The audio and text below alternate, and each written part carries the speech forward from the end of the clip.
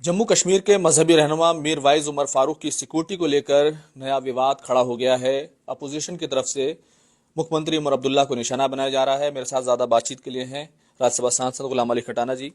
उमर साहब की तरफ से कहा गया कि अब जो अलगाववाद है, सेपरेटिज्म है, वो जम्मू कश्मीर से ख़त्म हो रहा है। अलगाववादियों को वहाँ पर मीर वाइज उमर फारूक को सिक्योरिटी मिल रही है। क्या आप मानते हैं कि वाकई सेपरेटिज्म जो है खत्म हो गया है, लेकिन अपोजिशन इस पर मुख्यमंत्री को निशाना बना रहा है? देखिए, ऐसा है, जम्मू कश्मीर का हर वो नागरिक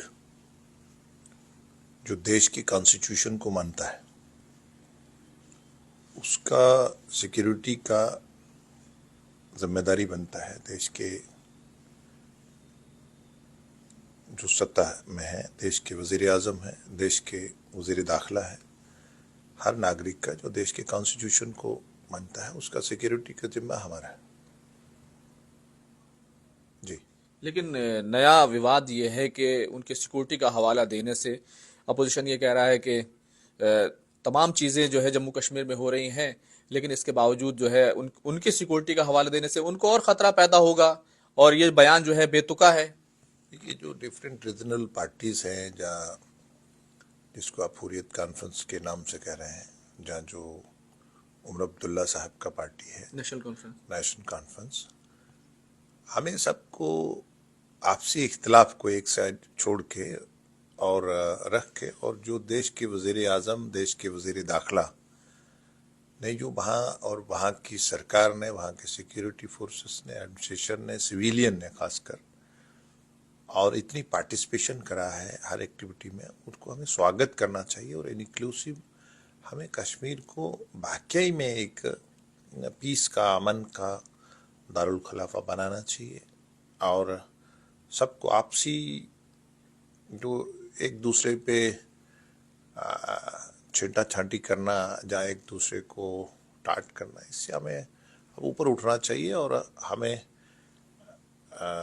कश्मीर के अवाम को, जो देश के वजीर दाखिला, वजीर आजम और वहाँ के सरकार ने, एक हम बहुत आगे बढ़े हैं, और इसको हमने कायम रखते हुए आगे बढ़ना चाहिए।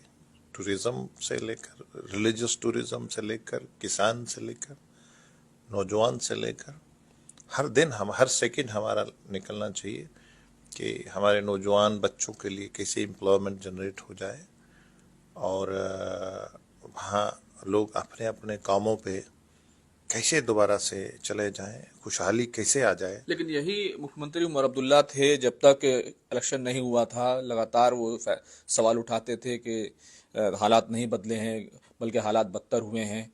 अब मुख्यमंत्री बन गए हैं तो उनको समझ में आ गया है कि जम्मू कश्मीर की तस्वीर बदली है, बड़ा बदलाव हो चुका है।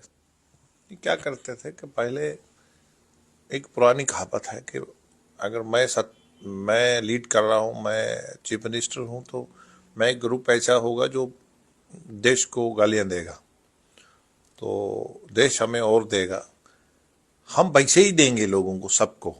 भारतीय जनता पार्टी किसी को पीस या टीज नहीं करती है। पहले लोगों में खाई थी जम्मू और कश्मीर में, फिर रीजनल लेवल पे, कहीं गुजर पहाड़ी में, कहीं ओबीसी में, कहीं एस्ट वाइल जो बैकवर्ड एरियाज हैं। हमारा पूरा सीधा है, हमारे लिए कोई अपीसमेंट नहीं करते, कोई हम किसी को टीज नहीं करते।